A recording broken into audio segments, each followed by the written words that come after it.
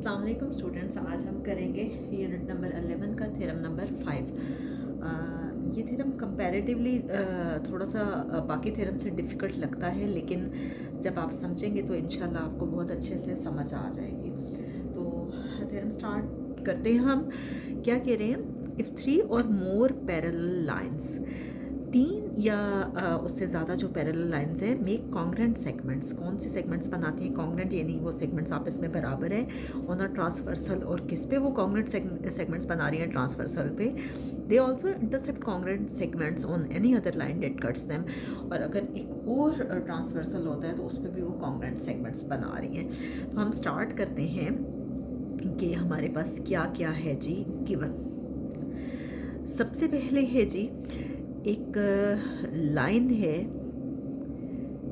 जिसका नाम क्या है, ए बी। पहली लाइन है जिसका नाम है ए बी। अगर आप देखें तो मैंने जो यूनिट 5 का ज्योमेट्री वाला चैप्टर करवाया है उसमें मैंने बहुत डिटेल में ये सारी डेफिनेशंस करवाई हुई हैं कि लाइन क्या है, लाइन सेगमेंट क्या है। तो अगर आपको समझना हो तो आप वहाँ से इजीली देख सकते हैं। ए बी आपके पास एक लाइन है, इसी तरह से इसके पैरेलल एक और लाइन है, ठीक है। दूसरी पैरेलल लाइन का नाम है जी सी डी। और फिर एक तीसरी पैरेलल लाइन है और उसका नाम क्या है, E and F. 3 parallel lines हैं। पैरेलल लाइंस वो होती हैं जो किसी भी पॉइंट पे एक दूसरे को इंटरसेक्ट नहीं करती, ठीक है। तो आपके पास है ए बी लाइन है जो कि पैरेलल है सी डी लाइन के, और इसी तरह से सी डी पैरेलल है ई एफ के, यानी तीनों आपस में पैरेलल है। और गिवन में भी ये कह रहे थे कि 3 और मोर पैरेलल लाइंस, तो हमने 3 पैरेलल लाइंस ले ली। अब क्या है कि अब उसको एक स्लांटिंग लाइन में जब आप उसको एक लाइन इंटरसेक्ट कर रही होती है, ठीक है। ये मैं ई थोड़ा सा इस जगह पे ले रही हूँ ताकि वहाँ पे कोई प्रॉब्लम ना हो। अब देखिए, एक ट्रांसवर्सल जो है वो हमने ले लिया और उस ट्रांसवर्सल का नाम है एल एक्स। एक तिरछे सी लाइन लिया आपने, ठीक है, और ये आपके पास क्या है, ट्रांसवर्सल। तो द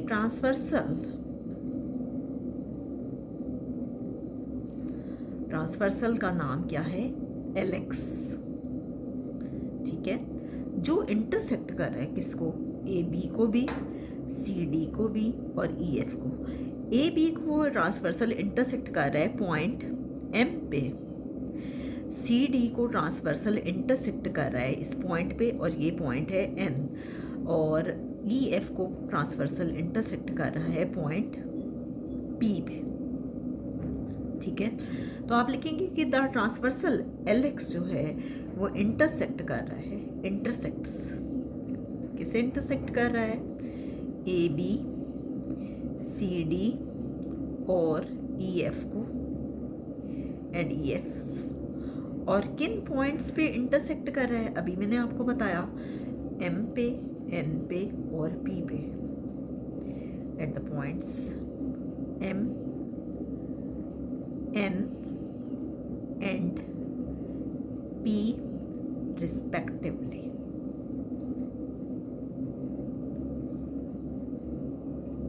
सच दैट, अब उन्होंने गिवन में ही कहा था कि वो पैरेलल लाइंस जो हैं अगर उसको कोई ट्रांसवर्सल इंटरसेक्ट कर रहा है तो वो कॉन्ग्रेंट सेगमेंट्स बना रही हैं। तो ये देखिए, एक सेगमेंट है आपके पास एम एन, ठीक है, और दूसरी सेगमेंट है आपके पास एन पी, और ये दोनों आपस में कॉन्ग्रेंट हैं, बराबर है, ये और ये आपस में बराबर हैं, such that M N is congruent to N P. और ये हम खुद से नहीं लिख रहे, ये गिवन में दिया हुआ है। अब क्या है कि एक और ट्रांसवर्सल हम ले रहे हैं, ठीक है, एक और ट्रांसवर्सल ले रहे हैं, ये देखें,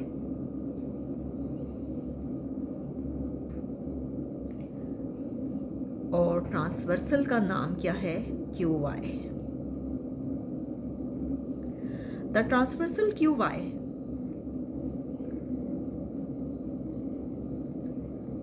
इंटरसेक्ट कर रहा है, ठीक है, किसको, ए बी को, पॉइंट आर पे,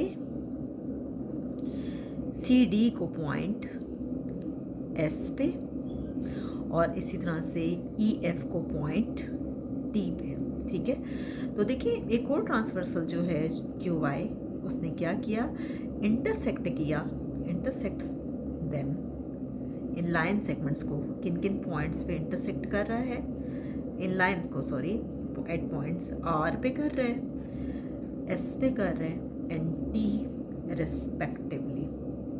अभी तक हमने जो भी लिखा वो गिवन में था, मैं रिपीट कर देती हूँ। गिवन में क्या था, 3 पैरेलल लाइन्स हैं, A B C D and E F. ठीक है, एक ट्रांसवर्सल है एल एक्स जो कि ए बी को पॉइंट एम पे इंटरसेक्ट कर रहा है, सी डी को पॉइंट एन पे और ई एफ को पॉइंट पी पे इंटरसेक्ट कर रहा है, और कॉन्ग्रेंट सेगमेंट्स बना रहे हैं, यानी एम एन इक्वल है एन पी के।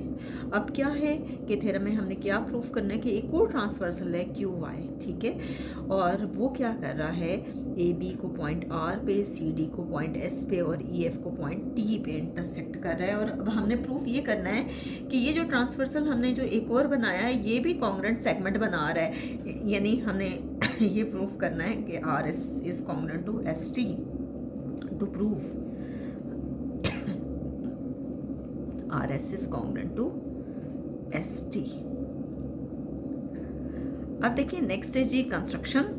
कंस्ट्रक्शन में हम करते हैं जी फिगर में कुछ एडिशन, और वो एडिशन कैसे होगी, कहते हैं फ्रॉम आर, आर से हम ड्रॉ कर रहे हैं, देखिए आर पॉइंट से हम ड्रॉ कर रहे हैं आर यू, आर यू। ठीक है, आर से हमने ड्रॉ किया R U, from R draw R U, हमने आर यू ड्रॉ कर लिया। ठीक है, अब ये जो आर यू है ये पैरेलल है। अब ये बात आप याद रखिएगा कि उसके अपोजिट साइड पे जो भी आपके पास लाइन है वो उसके पैरेलल होगा। आर यू एल एक्स के भी पैरेलल है, आर यू एन पी के भी पैरेलल है, और आर यू एम एन के भी पैरेलल है। ठीक है, तो आप ये भी कह सकते हैं कि आर यू एल एक्स की अगर पैरेलल है तो जाहिर बात है उस पर जितनी भी लाइन सेगमेंट्स बनी हैं उनके भी तो पैरेलल होगा ना। तो फिलहाल कंस्ट्रक्शन में जो एक्सप्लेन कर रहे हैं वो ये कह रहे हैं कि R U is parallel to L X. तो देखिए R U is parallel to L X. अब बुक पे आपकी ना यहाँ पे लाइन के लिए एरो शो नहीं किया उन्होंने, तो आप लोग ये एरो ज़रूर लगाना, ये मिस्टेक हुई हुई है। विच मीट्स, जो कि मिल रहा है किसे, सी डी को किस पॉइंट पे, पॉइंट यू पे, विच मीट्स सी डी को पॉइंट पे मिल रहा है पॉइंट यू पे। ठीक है, अब क्या है, फ्रॉम एस, अब एस से ड्रॉ करें S V, from S draw S V, S से ड्रॉ करें एस वी। सेम जो मैंने पहले आपको एक्सप्लेन किया कि R U is parallel to L X, इसका मतलब है आर यू एम एन के भी पैरेलल है, आर यू एन पी के भी पैरेलल है। सिमिलरली एस वी पैरेलल है एल एक्स के, एस वी पैरेलल है एम एन के, और एस वी पैरेलल है एन पी के। तो हम कह सकते हैं कि S V is parallel to L X. और सेम यहाँ पे भी ऊपर लाइन पे आपने एरो शो करना है। विच मीट्स, जो कि मिल रहा है ई एफ को, विच मीट्स ई एफ को किस पॉइंट पे, ये रहा ई, ये रहा एफ, ई एफ को किस पॉइंट पे मिल रहा है, वी पे, which meets E F at V, at point V, as shown in figure, ये उन्होंने लिखा है। आगे देखिए कुछ एंगल्स को नाम दिए गए हैं, सम ऑफ द एंगल्स अब देखिए नेम्ड एज, कौन कौन से नाम दिए हैं, ये है जी 1, और ये है जी एंगल 2, ये है एंगल 3, और ये है angle 4। Some of the angles have been named as, कौन से एंगल्स हैं, angle 1, angle 2, angle 3 and angle 4। तो इन्होंने लिखा है कि एंगल्स बी लेबल्ड एज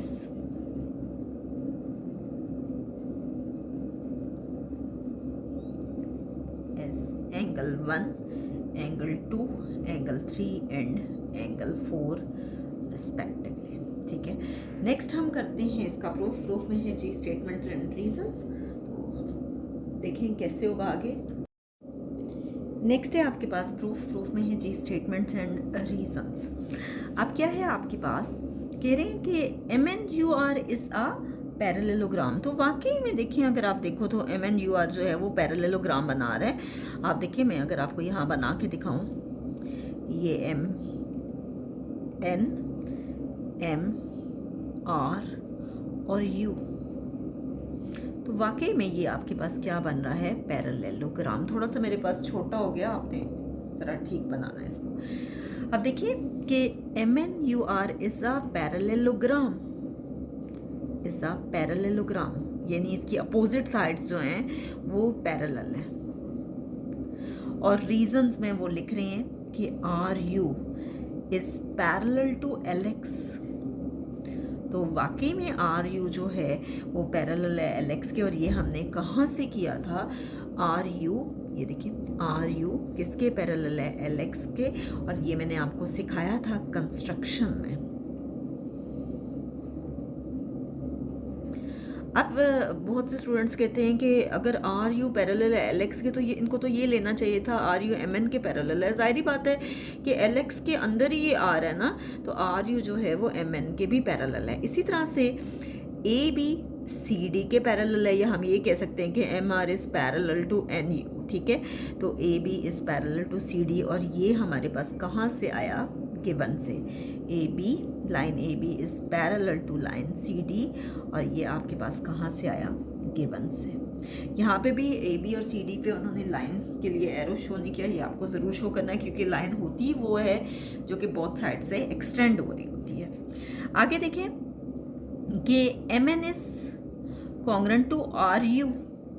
अगर वो पैरेलल है तो जाहिर बात है कि वो उसके बराबर भी तो है। तो MN जो है वो RU के बराबर है। पैरेललोग्राम की डेफिनेशन ये होती है कि अपोजिट साइड्स पैरेलल होती हैं और अपोजिट साइड्स जो हैं वो कॉन्ग्रेंट होती हैं। Opposite sides of parallelogram. Next है सिमिलरली। अगर MN जो है वो RU के कॉन्ग्रेंट है, तो इसी तरह से NP, अगर ये साइड इसके कॉन्ग्रेंट है, MN RU के कॉन्ग्रेंट है, तो जाहिर बात है कि NP भी तो कॉन्ग्रेंट होगा SV के, NP भी तो पैरेलल होगा SV के। तो हम कह सकते हैं कि similarly NP is congruent to SV, ठीक है। ये आपके पास सेकंड है और ये आपके पास फर्स्ट है, ठीक है। बट लेकिन MN तो NP के बराबर है, और ये तो हमारे पास गिवन में था कि वो गिवन में कह रहे थे कि एक ट्रांसवर्सल आप ले रहे हो और उस वो ट्रांसवर्सल जो है वो कॉन्ग्रेंट सेगमेंट्स बना रहा है उस ट्रांसवर्सल पे। तो MN जो है वो NP के बराबर है, but MN is congruent to NP। और ये हमारे पास कहाँ से आया, ये तो हमारे पास था गिवन में। वैसे ये गिवन से भी आया, अगर आप देखो तो ये इससे भी हम कर सकते थे कि फ्रॉम 1 and 2 इसकी लेफ्ट हैंड साइड इसकी लेफ्ट हैंड साइड के इक्वल है, इसकी राइट हैंड साइड इसकी राइट हैंड साइड के इक्वल है। तो हम कह सकते हैं कि RU is congruent to SV, ठीक है। और ये कहाँ से आया, फ्रॉम, ये है थर्ड, ये कहाँ से आया, फ्रॉम 1, 2 and 3। हमने तीनों इक्वेशंस को देखा और उससे हमने ये सॉल्व किया, ठीक है। ऑल्सो RU जो है अगर SV के कॉन्ग्रेंट है तो जाहिर बात है RU SV के पैरेलल भी होगा। Also RU is parallel to SV, क्योंकि ये RU भी पैरेलल है LX के, SV भी पैरेलल है LX के, तो जाहिर बात है ये आपस में भी तो पैरेलल होंगे। इसका मतलब है each is parallel to LX। और ये हमारे पास कहाँ से आया, कंस्ट्रक्शन से। नेक्स्ट देखिए, angle 1 is congruent to angle 2। अब इस तरह से एंगल 3 जो है वो किसके बराबर है, एंगल 4 के। ये क्या है, corresponding angles. Angle 1 is congruent to angle 2, corresponding angles. देखें आर यू पैरेलल है एस वी के, तो इसके जो एंगल्स हैं वो भी तो कॉरस्पॉन्ड, जब आर यू एस वी के पैरेलल है तो इसके कॉरस्पॉन्डिंग एंगल्स भी बराबर होंगे। एंगल 1 जो है वो इक्वल है एंगल 2 के, इसी तरह से angle 3 is congruent to angle 4, और इस पे भी क्या आएगा, कॉरस्पॉन्डिंग एंगल्स।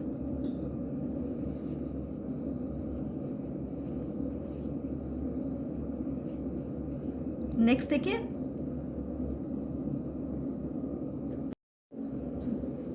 नेक्स्ट देखें कि क्या है कि हम दोनों ट्रायंगल्स को देख रहे हैं कि अगर आप देखें तो इस पे भी एक ट्रायंगल बन रही है, जो ट्रायंगल है आर यू एस, इन ट्रायंगल आर यू एस, और दूसरी ट्रायंगल कौन सी है, S V T, S V T.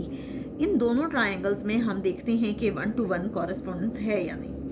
थोड़ी देर पहले हमने किया कि आर यू कॉन्ग्रुएंट है एस वी के, हमने किया आर यू पैरेलल है एस वी के और आर यू कॉन्ग्रुएंट है एस वी के, ये हमने थोड़ी देर पहले प्रूफ किया। एंगल 1 बराबर है एंगल 2 के, ये भी हमने प्रूफ किया थोड़ी देर पहले।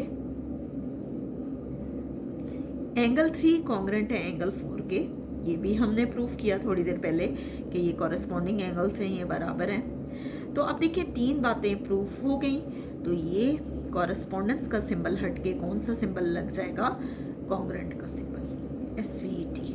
हम कह सकते हैं side angle, angle is congruent to side angle, angle.